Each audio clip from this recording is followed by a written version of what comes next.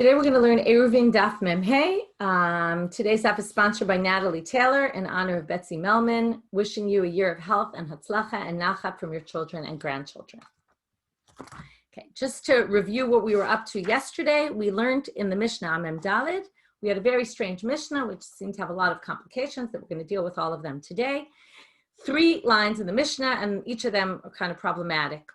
Somebody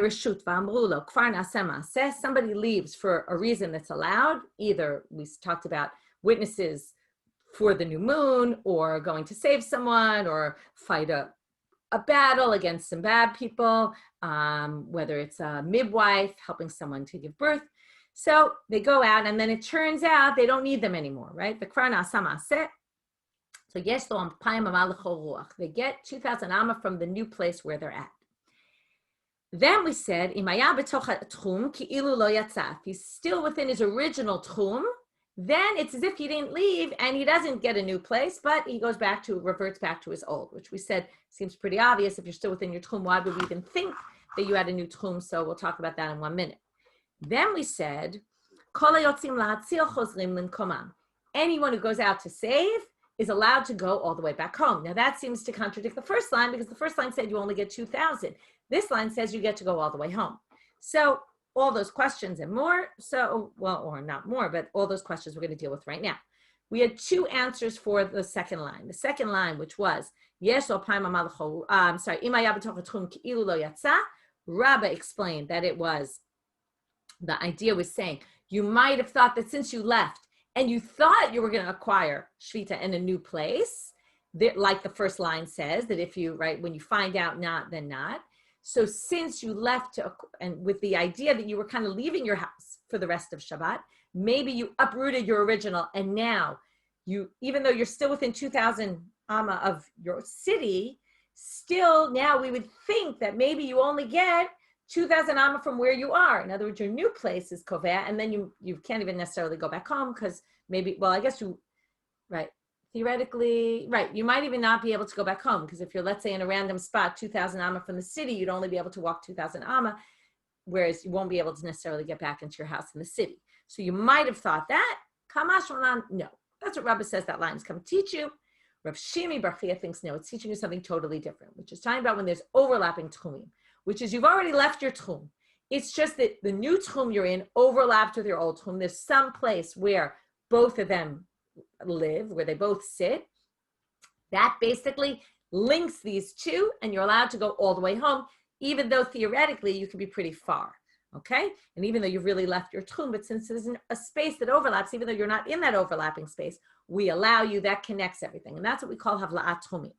To which Abai asked Rabbah, I don't understand. Don't you hold by havla'at tchumim? So, because then they said that must be the machloket between Rabba and Rav Shimi Bar Chia. Rabba didn't say this is the way to read the Mishnah because he doesn't think that there's such a thing as havla'at tchumim. So Abai says, what do you mean? What about the case of the cave? And then we brought this case of the cave with the roof. That's less than 4,000. And then we basically say it's all overlapping, and therefore you could go 2,000 amma in every direction, no matter where you were in the cave and where you got out of the cave, you can go everywhere. So there you see it works. And to which Rabba answered, don't you realize these are 2 totally different cases? In the case of the cave, you were there when Shabbat started. In this case, you weren't there when Shabbat started. You got there, right? You left your city to go help someone, and you left your city. And therefore, when we're talking in the middle of Shabbat, you don't have the same capabilities to do kinyan shvita, right? And basically this overlapping tchumin if you weren't there from before Shabbat. Well, to which the Gemara questions, or maybe Abai questions, and says, V'hecha delo Shabbat lo? You think that people don't hold by havla'at tchumim if you hadn't been there before Shabbat? I'll show you a case where it does work. V'hatznan, we're now at the very top of Mem Hamud Aleph. Rabbi Eliezer Omer, shtayim yikanes, shlosha lo yikanes. Rabbi Eliezer says, we saw this in the beginning of yesterday's daf, if you're 2 amot, let's say you leave your city in a way that you weren't allowed to, you only get 4 amot. So Rabbi Eliezer says, if you're within 2 cubits of your original tchum, you can go back into the tchum.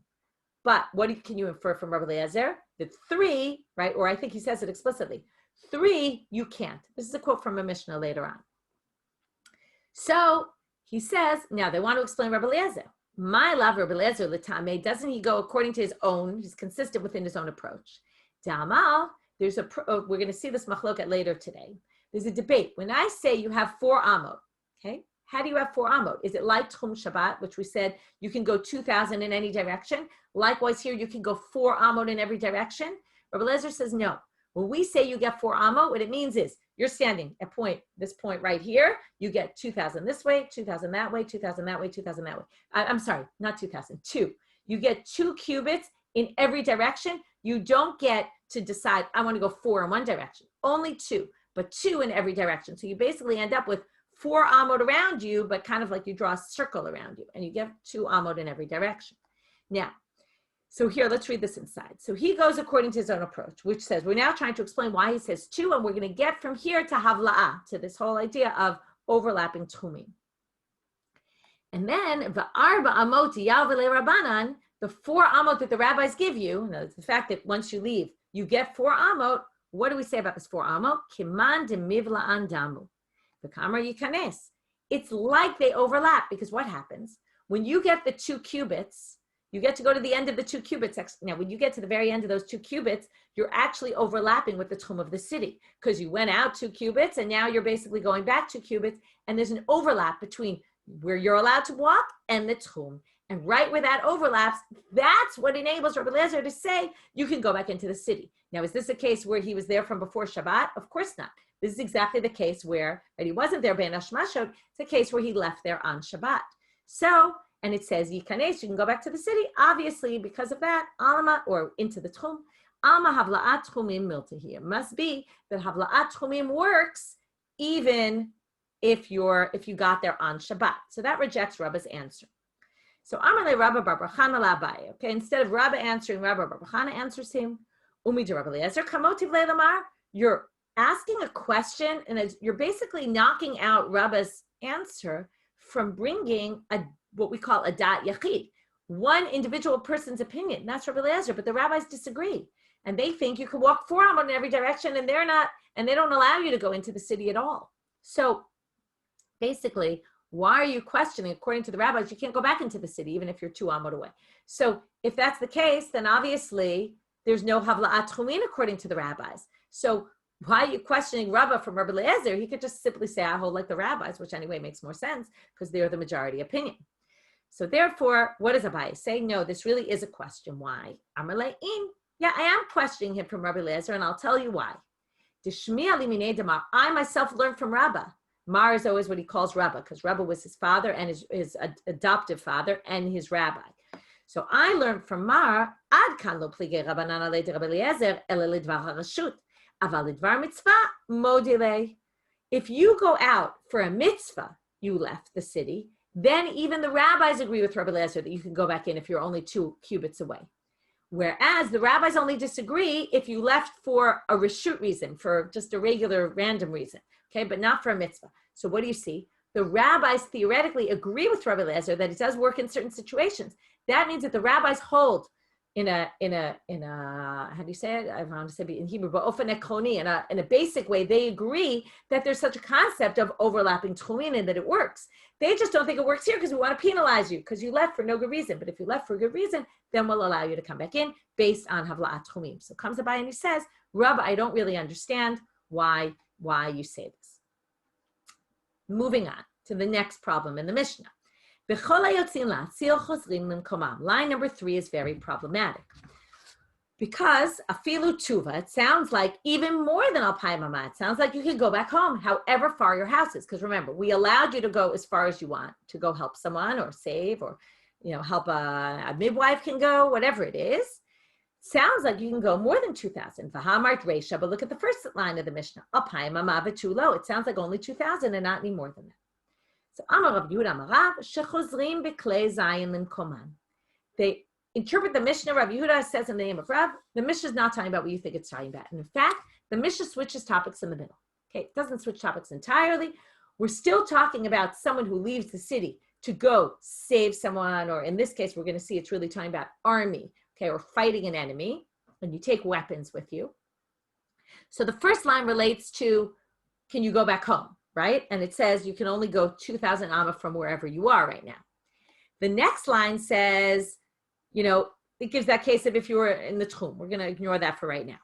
The third line then says, if you went out and you took your weapons with you, you're allowed to carry your weapons back to wherever you're going, okay? To wherever you're going to go, you can carry them, and you don't have to, basically, we're going to see this inside, you don't have to drop them off in the first place that you see. In other words, what's the issue? The issue moves to tchum, from tchum to carrying. You're not allowed to carry in the public domain, but we allow you to carry your weapons. And right, imagine nowadays, I was thinking, drones, and if we lose a drone somewhere, it's a major problem because it has all this equipment and information, and it's very dangerous to leave weapons in the hands of the enemy, whether it's guns or whatever it might be. We don't want to leave weapons in the hands of the enemy. So of course we allow you to bring your weapons home.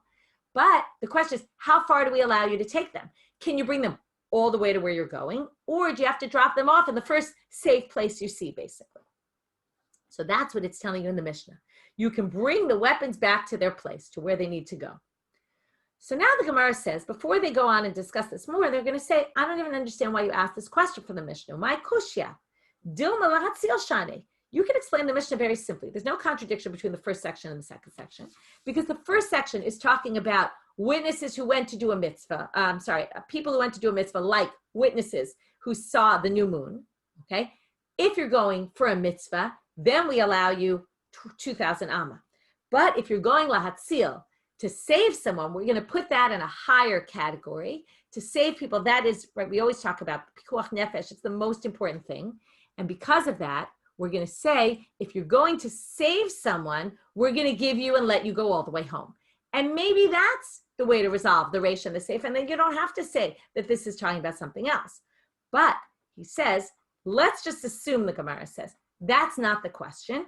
But when Rav Yehuda answered, Yehuda said in the name of Rav, the Mishnah, the last line is talking about weapons. He said it not because of a contradiction between line number 1 and line number 3 in our Mishnah. That could be easily explainable. However, it's a contradiction between a different source in our Mishnah, a different Mishnah. Here we're going to say, and the reason why they keep mentioning Kiddush HaChodesh is because the witnesses for the new moon is because this comes up in that context in the Mishnah and Rosh Hashanah when they talk about it. The Mishnah and Rosh Hashanah talks about the whole process of witnesses coming. And it says there, right, so Ela ikashya hakashya. If you want to say there was a contradiction, to which Rav Yehuda answered in the name of Rav that this last line doesn't mean what you think it means, it's because he had a different problem. What was his problem? It's none. It says in the Mishnah, in Rosh Hashanah, in the beginning, witnesses would come and they'd be stuck there all day. They'd say, okay, well, look, it's great you came to the Beit HaMikdash or to the, the Beit Din to testify. But now you're stuck. Sorry, you've left your tchum. We allowed you to leave your tchum, but now all you have is your 4 amot, your 4 cubits. So he's keen Rabban Gamliel as a king. He said, listen, this isn't going to work. Nobody's going to come, right? This is the whole thing with doctors, right? If you don't let the doctor go home, the doctor's not going to come to the hospital next time. So it's keen Rabban Gamliel as a king. So he said, we're going to give you 2,000 amma in every direction.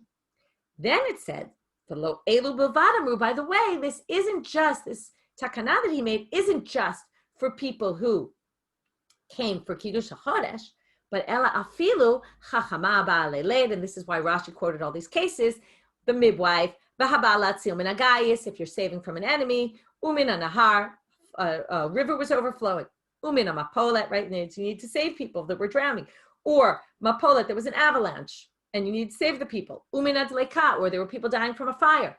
All those reasons, now we're going to say, Rabban Gamliel instituted, right?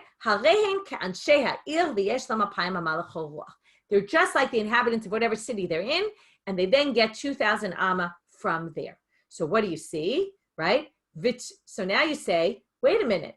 How could you say they get only 2,000 amma, but too low, not more than that? In other words, Rabban Gamliel, we think is doing this great thing. You get 2,000 amma, but what do you mean? Our Mishnah says, and here's the contradiction. They can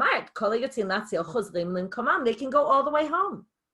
Afilu tuva, which sounds like even more than 2,000 cubits. And on that, Amar Rav Yehuda Amarav, shechozrim beklei zayin limkoman. And then on that he explained, our Mishnah, because it contradicts the Mishnah, right? You can't then say it's just for mitzvah, because there it says explicitly, even if you go to save, you still, right?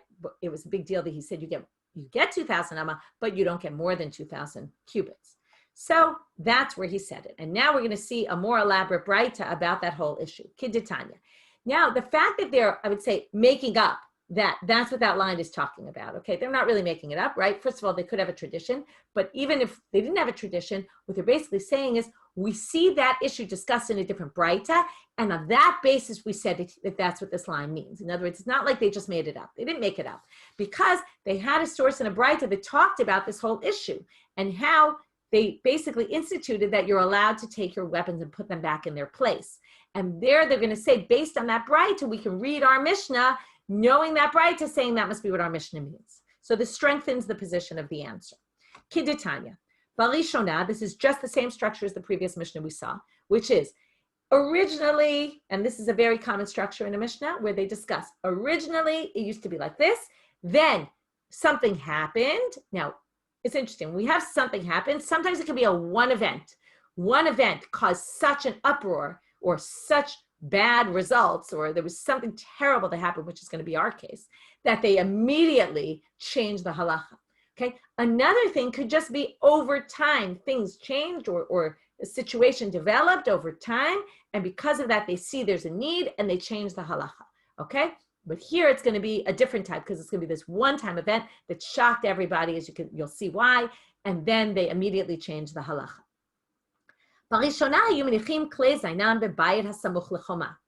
They basically said, listen, you can carry your stuff, but as soon as you get to a safe place where you can put your weapons down, put it down and be done with it, right? Don't carry them any more than necessary. Find the house that's closest to the wall of the city, the closest city you get to, and put it there, right? Don't start carrying it all the way home. But then what happened? It's not exactly clear what happened here. Okay, Rashi says something strange, that Oivim saw that they left the city. I'm not really sure why they left the city. It doesn't even sound like they left the city. It sounds like they were going into the city. But I don't know why Rashi needs to say that. You don't necessarily need to say that. You could say the enemies saw, okay, what did they see? Maybe they saw that they put down their weapons. Maybe they got wind of what was going on. Okay, now you might have thought, when I read this at first, I thought it meant that the enemies were going to go steal the stuff, but that's not the issue. The house it's safe in this house. But what happened? So the enemy started going on attack again, because maybe they saw the people put their weapons down, or they saw they had an opportunity to go chase them down. It could be also they saw they what do you say? When they saw that already, they relaxed. Here they were fighting, and then the people go back home. They're already relaxed and not really thinking the enemy's going to attack. And they say, oh, good time to attack. So what happened? They start chasing them. So now what happens? All the people run into that one house to get their weapons. The enemies went into the house after them. They all start, scrambling like crazy. They end up trampling each other, right? We've all seen this happen. In the news, this happens in different situations. They trampled each other and killed each other more than the enemy killed them. They killed each other. Now that is the worst kind of thing could happen. People kill each other. And basically, immediately, they basically said everyone can bring their weapons to wherever they're going, right? They can go home and put their weapons down. And they allowed them to do that so that this situation wouldn't happen again. And then you don't have all the weapons all in one place. Okay. That's one resolution to this contradiction, that line has nothing to do with tchum, it has to do with carrying the weapons home. Rav Nachman bar Yitzchak Amar, he gives a different answer where we don't have to say it has nothing to do with tchum, he gives a different answer. Lo kashya, kan shenitzchu Yisrael et umot ha'olam, kan shenitzchu umot ha'olam et atzmam.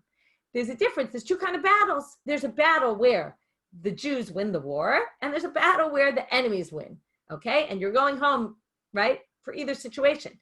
If Yisrael nitzchu et umot ha'olam, then you don't really need protection. You're fine. You're not allowed to go more than 2,000 amma. But if the other people won, then you're allowed to go all the way home because you need protection. Amar Rav Yehuda, and you want to get as far away from them as possible. Amar Rav Yehuda Amar Rav. Now we have another related halacha, but not exactly. We're talking about non-Jews attacking. So, Nochrim shetzaru al ayarot Yisrael. If the enemy comes and puts up a siege on the city, besieges the city, ein yotzim alehem beklei zainan ve'ein mechalalim alehen et Shabbat. This sounds strange to you. We'll see why in a minute. But you can't go out with your weapons on Shabbat, and you can't desecrate Shabbat if they just put up a siege. So now we're going to have to explain this better. We're going to bring a braita that supports this and is going to explain it much better. Tanya nami hachi. There's another braita that says the same thing. Nochrim shetzaru, etc., meaning you can't be desecrate Shabbat. What's the scenario? This is if they're putting a siege on the city because they want your money. Then you can't fight about them on Shabbat because there's no issue of what we call pikuach nefesh. They're not trying to kill you. They just want money from you. Aval, but if they come to kill, put a siege on the city because they want to kill you, then obviously then you're allowed to do that.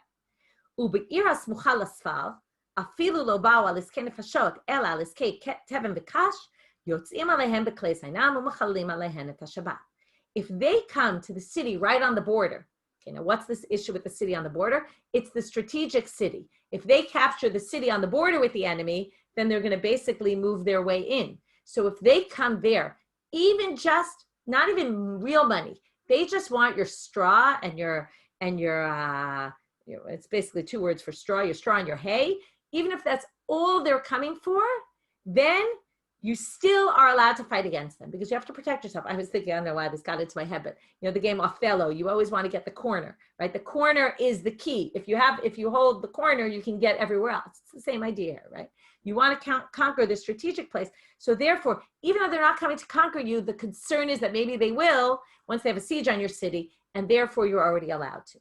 Now we're going to learn about certain cities that were considered the Sfal, so that are considered like that. Amar Rav Yosef Bar Yumi, Amar Rav Nachman, uBavel ki'ir hasmucha lasfal. Bavel is like a city. Now this is strange. Bavel is not a city; it's a country. Bavel is like a city that's near the border. Damya, it's like it. The Tirgamu, and they explained his statement as saying he obviously didn't mean all of Babylonia, but Nehardea. Okay, they said it must be talking about the city of Nehardea. That was a strategic city, and therefore it's like, I'm assuming what they mean is it wasn't on the border, but it's like a city on the border. Again, it doesn't mean physically on the border necessarily, it's just a strategic city. So if they were to put a siege on Nehardea, this is classic, the rabbis of the Gemara who were living in Bavel want to say, oh, wait a minute, right? Let's adapt this to our reality. And therefore they said Nehardea is like that for us. He said, where do we get this from? And we're now going to learn it from a pasuk in Sefer Shmuel. Okay, in Sefer Shmuel, Aleph, Perek, Kaf Gimel, there's a story about David HaMelech. He goes to fight against the Plishtim. And the rabbis assume that this happened on Shabbat. Okay, they make a certain assumption about this story. Vayegidu leDavid lemor, hine Plishtim nilchamim beki'ilah, vehema shosim et hagranot. Okay, they say the Plishtim are fighting in the city of Keilah, and they're shosim et hagranot. I forgot what the word shosim is. They're robbing. They're robbing the threshing floors. Okay? So now, Tana. So now they explain here, Keilah was in Ir HaSmucha LaSfal Haita. Okay, it was a strategic city near the border. Vehem lo ba'u ela eskei tevin v'kash. How do we know they were only coming for straw and hay? Dichtiv vehem ashosim et hagranot. Now the assumption is there's absolutely no reason that the verse needs to tell you this. Okay? It would be useless, right? You could just say, the Plishtim came. It didn't need to tell you that they were in the storehouses, in the threshing floor. Uchtiv vayishal David ba'Hashem lemor. And then it says, David asked Hashem, ha'elech v'ikiti ba'Plishtim ha'elu. Should I go out and fight the Plishtim? Okay, this is David asked, right? How they asked God. In those days, they would go to the Urim v'Tumim, and the Urim v'Tumim would give them an answer.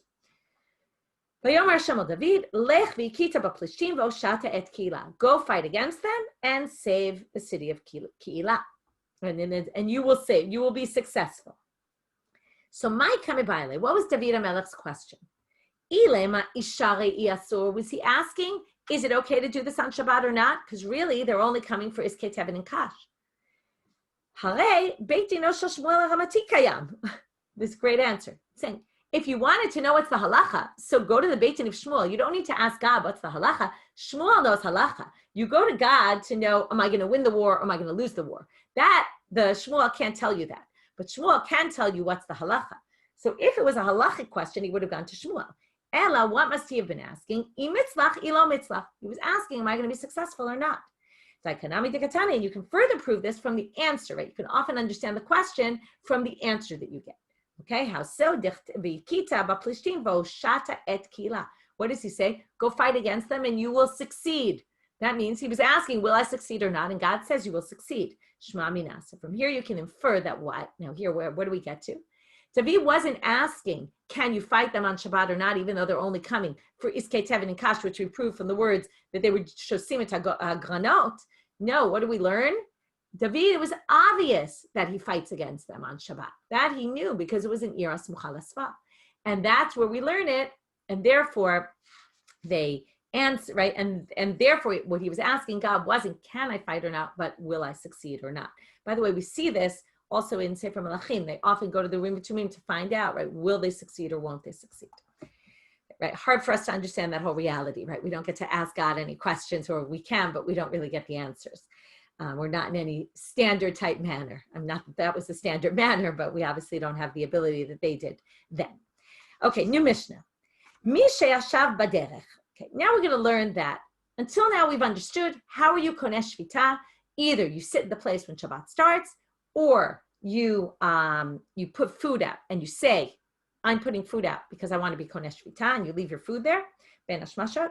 But there's also another way you could do it. If you're right near a city and you haven't put an Eruv in the city, okay, now if you're near a city but you're outside the city, what do you get? 2,000 am in every direction, which means theoretically that you could go into the city, but you won't be able to walk more than 2,000 amma from the place you're standing, meaning you can't necessarily walk around the entire city. But if you're outside the city and you see the city and you say in your heart, or you say in words, and you say, I want to be konesh shvita in the city, and you're right near the city, that works also. It's a new thing that we haven't seen before, but that works. What if, now, if that works, it says here, what if you were walking toward the city and you ran out of time and you didn't make it into the city before Shabbat? And then it gets dark and you don't really see. But then after Shabbat already came in, you see, let's say morning comes, you're right next to the city, which means that yesterday when Shabbat came in, last night, you could have theoretically had in mind that you were going to be in the city for Shabbat, and then you could have been konesh shvita in the city, and then not only gotten 2,000 amma from where you are, but really 2,000 amma from around the entire city and the whole city.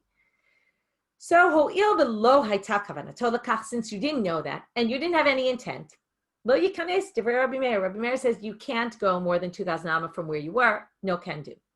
Rabbi Yehuda omer yikanes. Rabbi Yehuda thinks this works, and he proves it from his case that happened with Rabbi Tarfon, which we're not going to see the details of in the Mishnah, but we're going to see it in the Braita. Amar Rabbi Yehuda, Maaseh Hayav, v'nichnas Rabbi Tarfon b'lo mitkaven. There was a case where it happened, and Rabbi Tarfon went into the city, even though he had no intent before Shabbat. So, Gemara brings a Braita with that whole story and a back and forth with the rabbi, with Rabbi Yehuda, and those who disagree with him, Rabbi Meir's side, about this story. Tanya, Amar Rabbi Yehuda, Maaseh v'Rabbi Tarfon shayam alech baderech, v'chashcha lo, and it got dark while he was walking, v'lan chutz la'ir, and he slept outside the city. L'shacharit mitza'u ro'eh bakar. In the morning, the shepherds find him. This is a great line, because the shepherds, when we get to Sanhedrin, we're going to see there are people who generally don't know any halacha or anything. Anyway, the shepherds see him, and what do they tell him? What do the shepherds know? They know the shetach, they know the area, they know the terrain, they know exactly where he is. Right? He has no idea where he is, but they know exactly where he is. So what do they do? Amrulo, Rebbe, harei ha'ir lefanecha, hikanes. They say, listen, the city's before you. Go in. Meaning, right? They don't really know halacha so much, although I guess they know basic halacha. And they say, look, you're right outside the city. You basically have the whole city to yourself. You could walk around the whole city. Nichnas v'yashav. Now, it wouldn't be enough that the Ro'eh Bakar tell him, but he goes into the city. Nichnas v'yashav bebeit hamidrash v'darash kol hayom kulo. He goes into the Beit Midrash in the city, and he sits there learning all day, right? He doesn't get stuck outside the city. So, what's the problem with this proof? So, Amrulo, the rabbis say to him, Misham Ra'ayah, that's how you want to prove it? We have two problems with your proof. Number one, Shema Bilibo Haita. You have no idea what Rabbi Tarfon was thinking. Maybe when Shabbat came in, he said to himself, listen, maybe I'm outside the city. And if so, right, maybe he had a kind of conditional intent. If I'm right outside the city, I want to be konesh shvita in the city. Oh, Beit HaMidrash muvla b'toch Trumaya.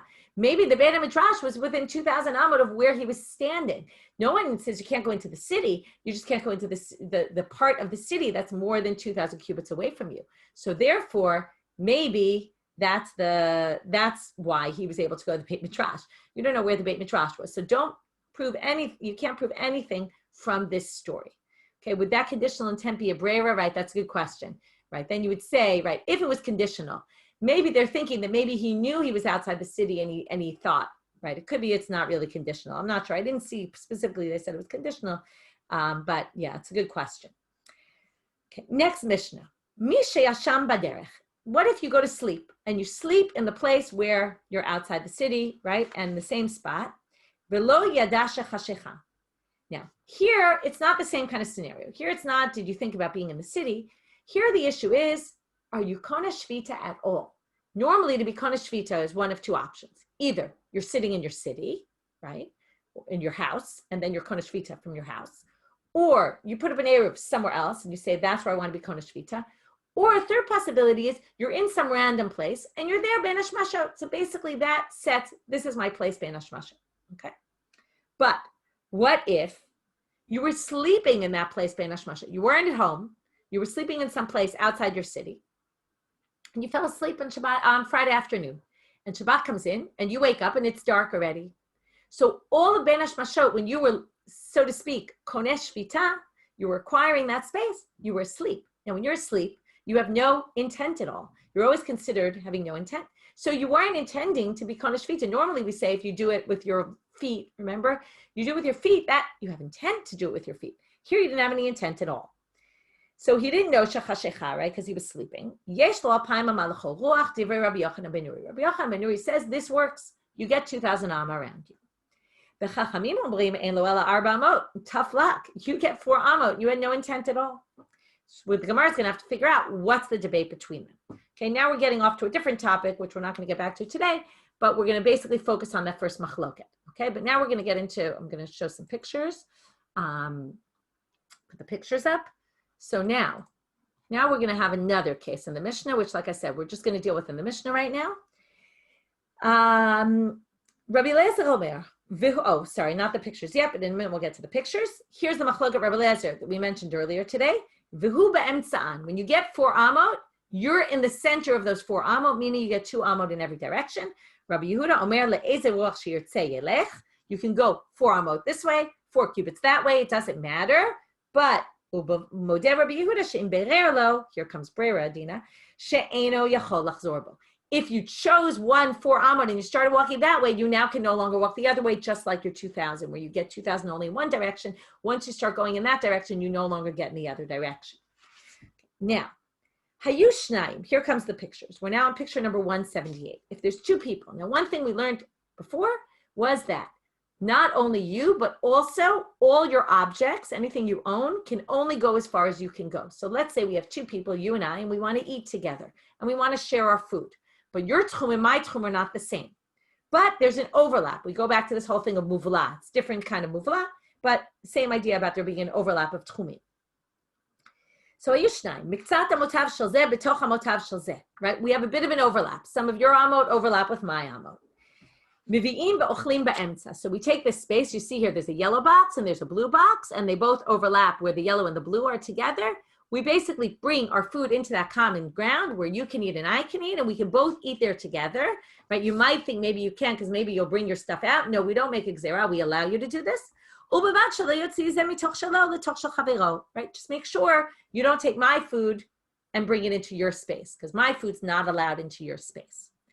Hayush Losha, moving on to 170, picture 179. What if there's 3 people? Okay, this is classic for the Gemara, right? There's 3 people, and what's the situation?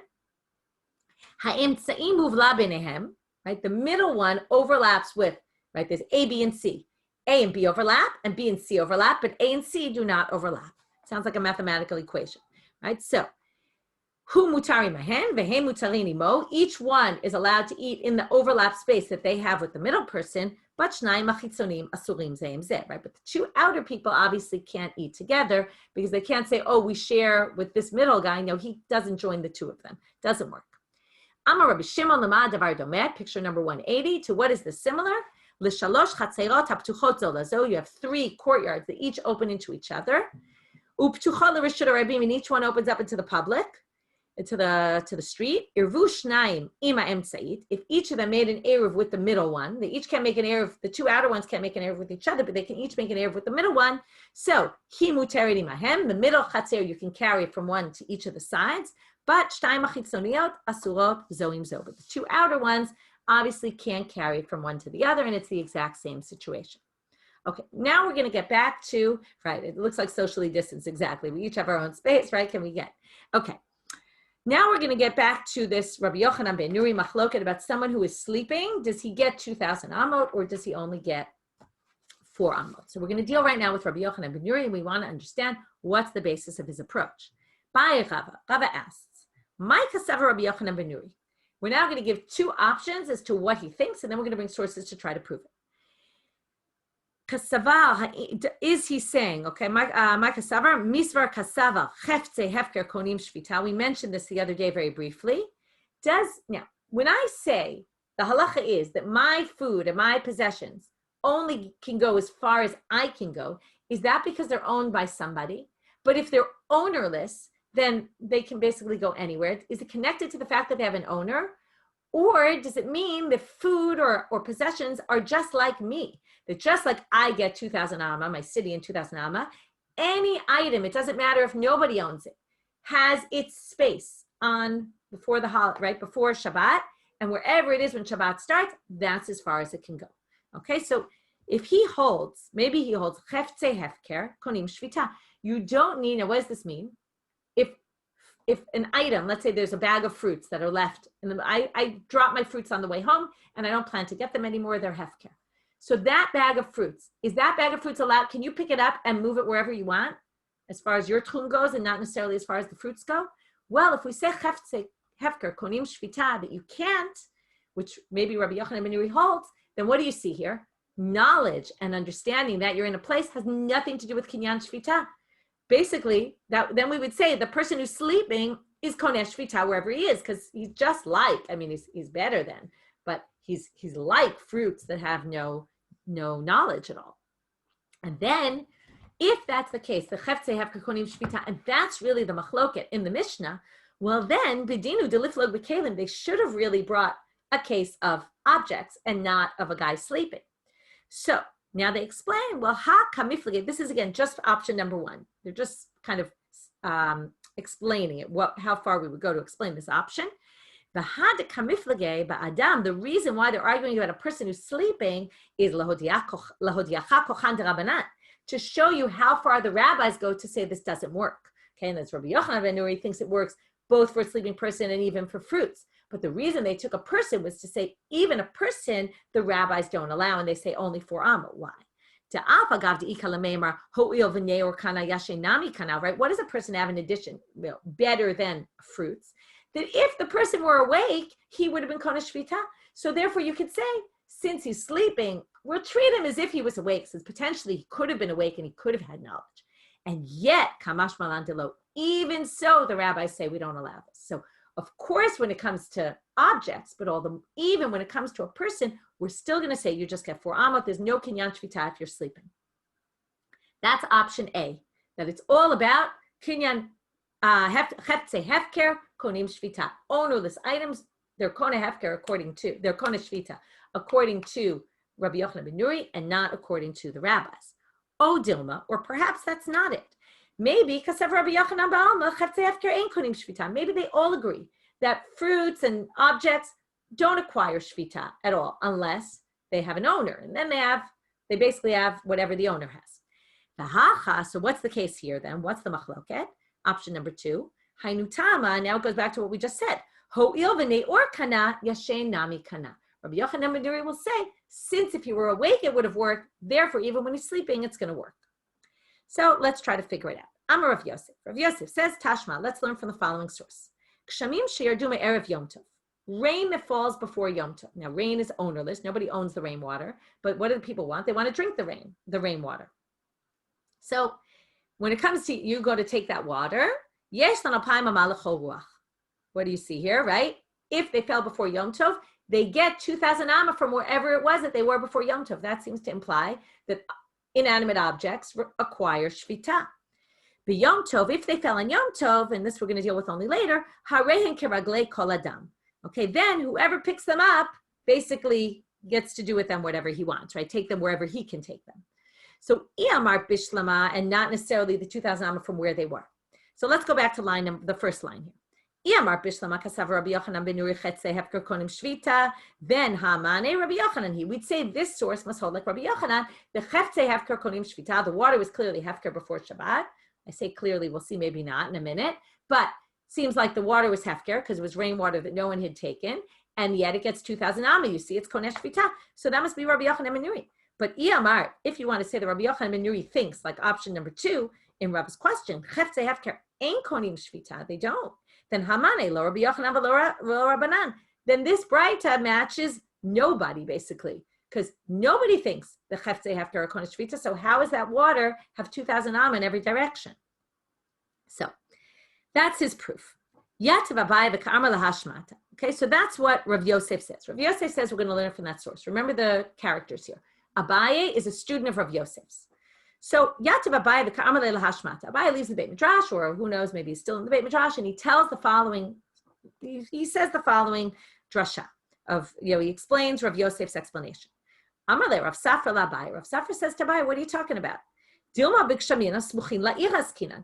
Why did you say clearly no one acquired those waters? Maybe, and maybe they didn't exactly acquire them, but maybe they're kshamim that were right outside the city. Remember, they fell before Yom Tov. So maybe the people in the city said, listen, we want those waters on Shabbat. And that's what on Yom Tov. And that's why the waters can be moved around, because the people already thought about them. So Amarle, there's a big problem with that. We'll get back to it. But right now, Abai is going to give a different reason why. Lo sal kadatach. I don't think you're right that that's what it's talking about. Ditznan. And now he's going to bring 2 contradictory sources. And when he resolves the contradiction, he's going to basically prove it's got to be the only way to resolve that contradiction between those 2 sources is that one holds Chefze Hefker or Konesh Shvita, and the other one holds it isn't. And therefore, you'd have to say Rabbi Yochanan ben Nuri is one of those opinions, and Rabbi Yochanan ben Nuri must say Chefze Hefker Konim Shvita. Ditznan. If you have a pit that belongs to an individual with water, then it can go as far as the person can. Water for the city, public water for the city, goes as far as people in the city can go. The ones that are for the people that go on Aliyah from Bavel to Eretz Yisrael, that are basically owned by nobody, they get whatever, when you fill it up, it's however far you can go. V'tanya, and it says in a different place, Bor shel shvatim yesh lahem alpayim ama l'chol ruach. A bor shvatim, which is basically the same thing as the Olei Bavel, these borot that were for Shivtei Israel that are going to Israel, they have 2,000 amma in every direction. So kashin adade, one says kiraglei amimale, and one says 2,000 amma. Elalav shmamina ha Rabbi Yochanan ben Nuri ha Rabbanan. It must be. That's Rabbi Yochanan ben Nuri that you get 2,000 amma, and the other source is Rabbanan, and then you'd have to say that he holds that the water can acquire shvita, even though it's inanimate, and cheftzei hefker konim shvita. And that's the reason for the sleeping guy in our Mishnah. So, when Abai now comes in front of Rav Yosef, he tells him, Amar lehachi kama Rav Safra. He tells him the whole story. He says, listen, this is what Rav Safra said against your opinion. And this is what I responded to him.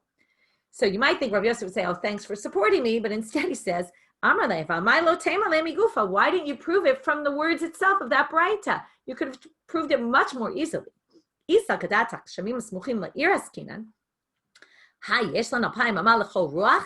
you're going to say that they're near the city and the people in the city thought about them, the halacha wouldn't be that they get 2,000 amma in each direction. I told you there was a problem in this source. I didn't want to say it then until we got to it. But it should have said, right, if the people in the city thought about it, then they get the water, it becomes like the people in the city. And therefore, it can't possibly be that it's the people in the city, because then it would have said, and that's his proof. Okay, we'll go a little bit into this last sugya now, and then you'll see it's a fascinating sugya in terms of the scientific knowledge they had in those days. Amar b'yom tavarein kiraglei kol adam. So now, amai liknei shvita ba'okianos. Why do they get to go as far as anyone? If it falls on Yom Tov, the rain, why does it get to go kiraglei kol adam? We should say it should be that it's konesh shvita ba'okianos, in the oceans, because rainwater comes from the oceans. And therefore, if it comes to the oceans, well, the oceans are outside the tchum. So if the rain comes from the oceans and then the water evaporates, it goes up into the clouds, and then it falls from the clouds, then you're getting basically water that was brought from outside the tchum on Shabbat, and you shouldn't be allowed at all to move the water. So the fact that we don't say that must prove, now here it's interesting, that we don't hold when it comes to a scientific issue like the opinion of Rabbi Eliezer and what he held about science. Lema de lo Rabbi Eliezer. Right? It sounds like they're saying a halachic thing, but it's not a halachic thing. Obviously, it has halachic ramifications, like in our case. Rabbi Eliezer ha'amar kol ha'olam kulo mimei ukiyanus u'shoteh. Okay, all the water in the world comes from the ocean, basically. Okay, all the rainwater, all of that comes from the ocean. So Amar Rabbi Yitzchak, no, he says you can't prove anything from here because you could say the rain that fell on Yom Tov, hacha ba'avim shenitkashru me'erev Yom Tov askina. It's rainwater that had already collected in the clouds before Yom Tov and now fell on Yom Tov, and therefore it wasn't in the ocean, it was in the clouds. So then they say, how do you know? And that's, yes, it's true, maybe you saw some rain clouds up there, but how do you know that that's where the rain actually came from? Maybe it was the next morning, and how do you know it's the same cloud and that it was there from before? So they say, it's a cloud that you recognize. It's a cloud that had a very recognizable, you knew it, and if the rainwater comes from that recognizable cloud and you knew that the cloud had rain in it before, you saw it was already gray and all that, and then it fell. It's a fascinating discussion that they're having here. Okay, so alternatively, you could say maybe it's a safek derabanan. What is it, right? What's derabanan here?